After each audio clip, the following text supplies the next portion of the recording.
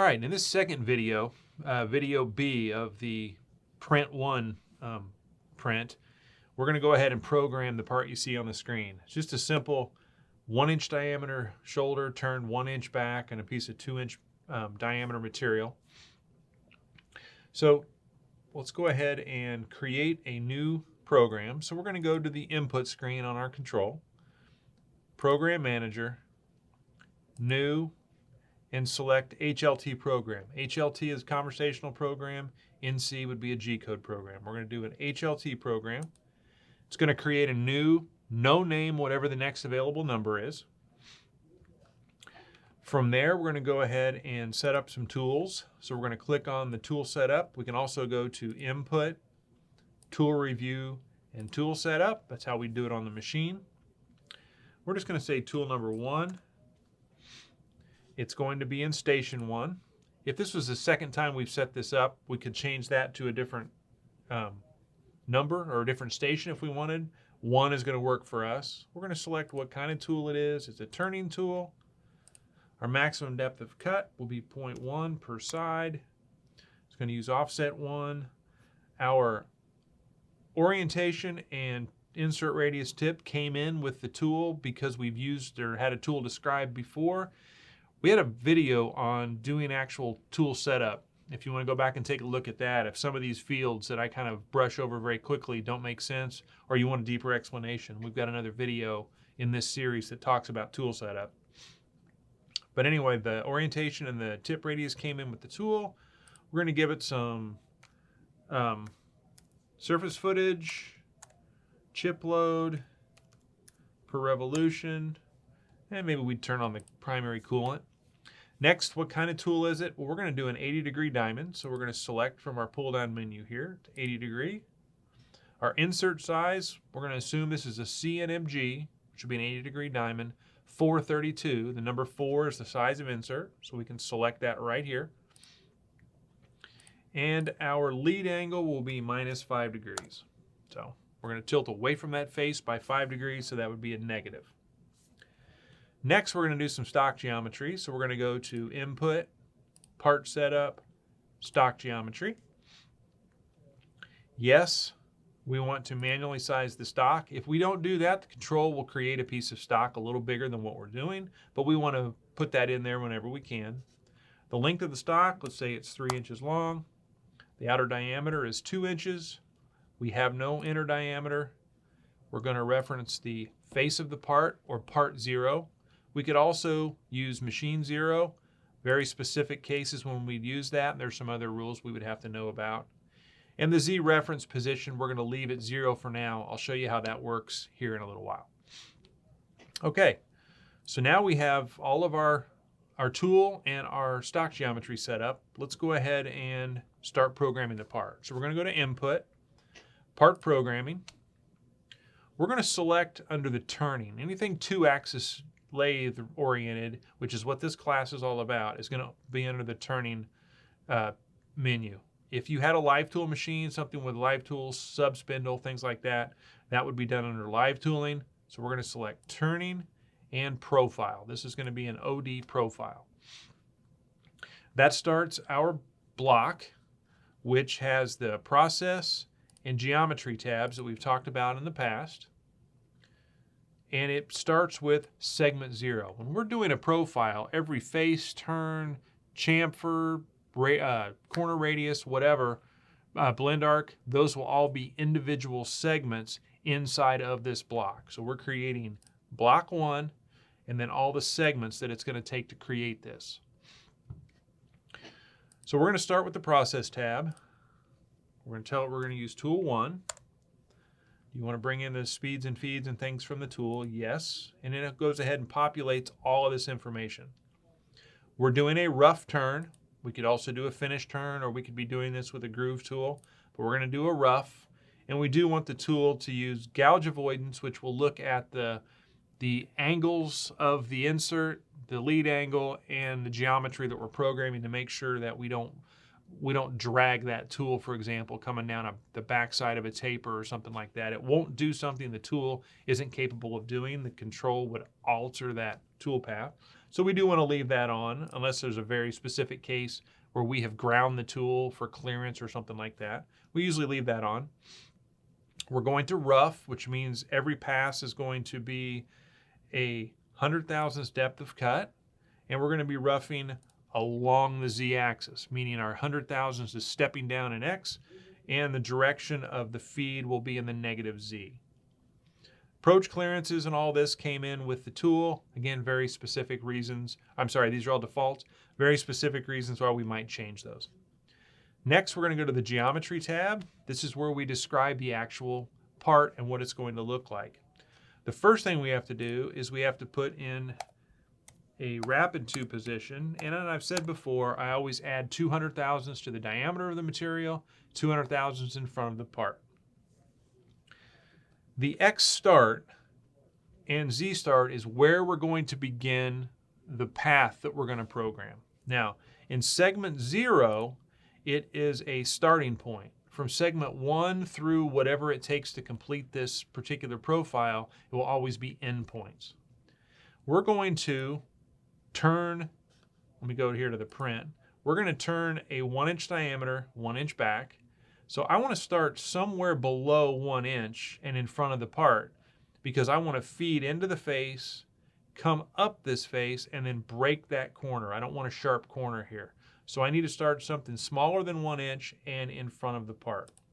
So I'm going to start at 0.9 and 0.1. We're going to leave 10,000ths of stock per side on the diameter on all of the chamfers and radiuses, and I'm only going to leave about 5,000ths on the face of shoulders and things like that. So we put those values in there.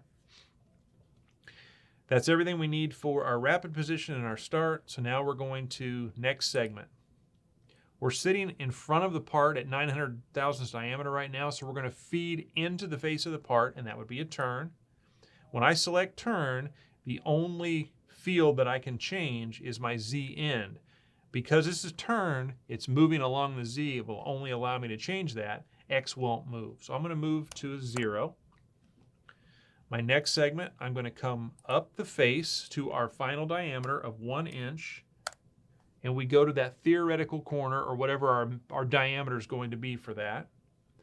Next segment, I'm going to put a blend arc of 0.03. That means that between segments 2 and 4, which I'm getting ready to program, it's going to put a blend arc. If that was a taper, I was turning in the other direction, whatever, it would add that blend arc in there. So I don't have to give it a clockwise or counterclockwise. The previous segment to this blend arc and the next segment, which is going to be a turn, those will determine which direction that radius and where it gets put. So we're going to go back -1 inch. This is on that major, or that OD of the shoulder. We're going to do a next segment of a face, and we're going to come up to 2 inches and 20,000ths.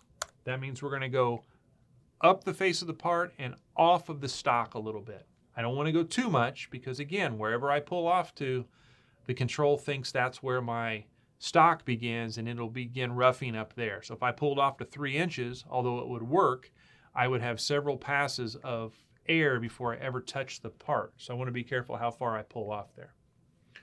All right, so that finished everything. If I go to my graphics screen now and I hit draw, you'll see that we have from 0 back 1 inch. We come up the face of the part here.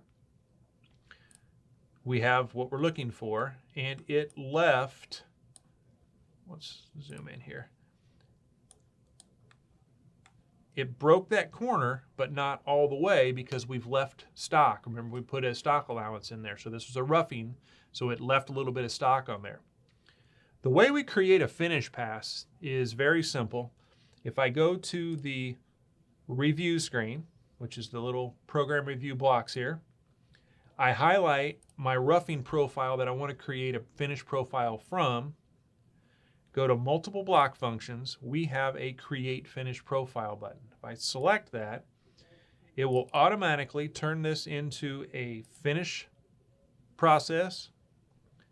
It will give me the correct cutter comp based on the direction that I'm feeding, and it removes all of the stock allowance, so this tool will cut to the final size.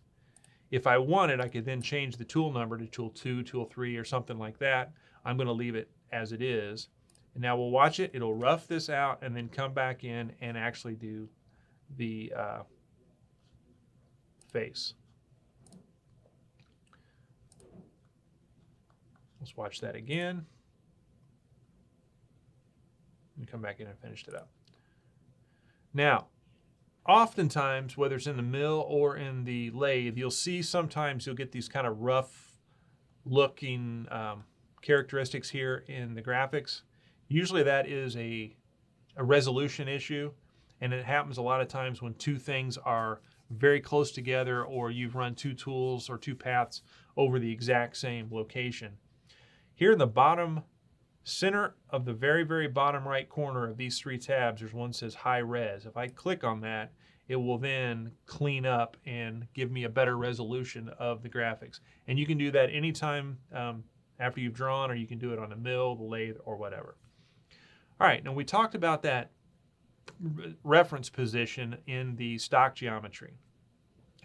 I said that this piece of material was 3 inches long, and I'm going to, now I want to face something off the front of this part. You'll notice that the front of the part is blue. That means that's the original stock size. We didn't remove anything from that. If I want to come in and program a finish or a facing pass, let's do that first. So I'm going to go to my review screen where I see the blocks of the program. I'm going to highlight block 1. I'm going to insert a block before. It's going to be a profile. I'm going to use tool 1.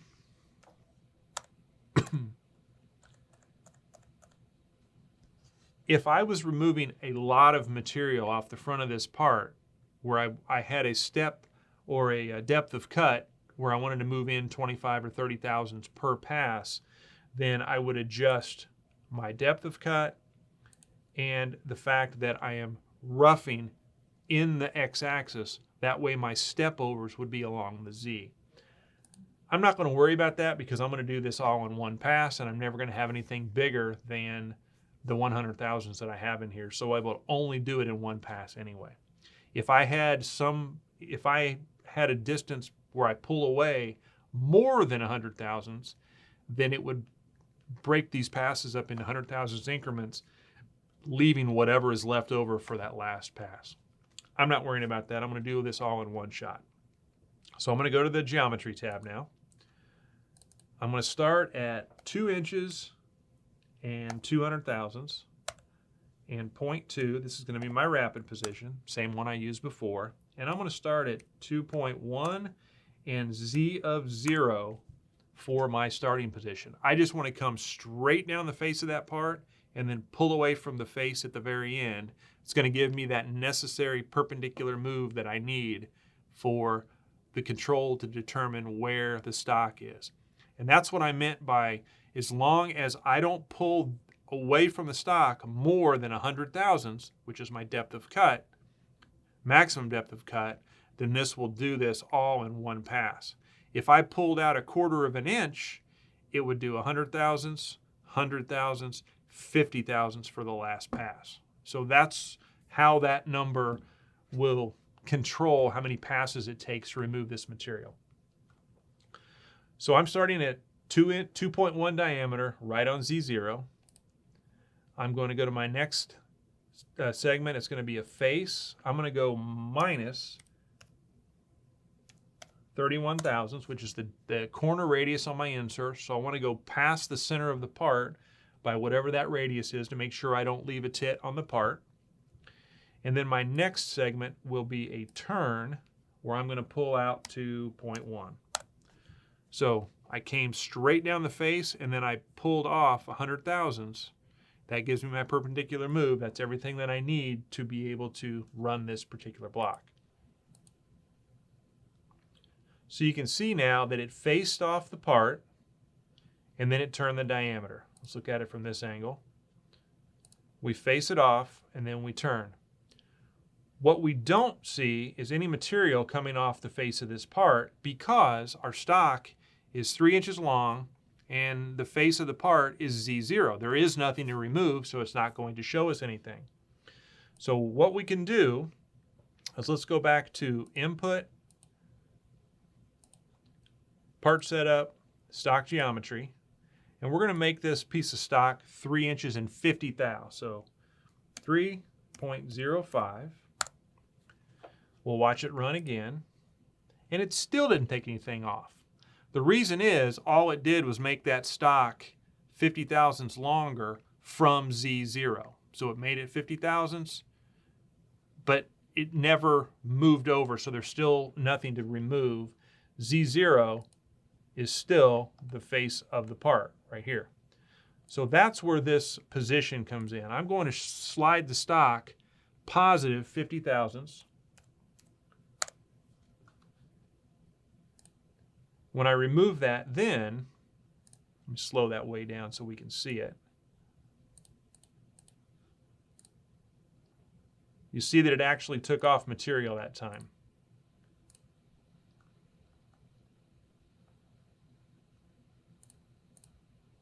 There we go. So we can see it take off the material. Because I moved the stock over, it actually had something there to remove. And now if we look at this and the face of the part, you see that it did in fact remove something, and it shows it to us on the graphics as well. So hopefully that walking through that, coupled with the video we went through and explained a little bit more on video A of this print one, hopefully those two things together will help you understand a little more about programming profiles, and we are certainly going to do more prints using profiles here in the near future.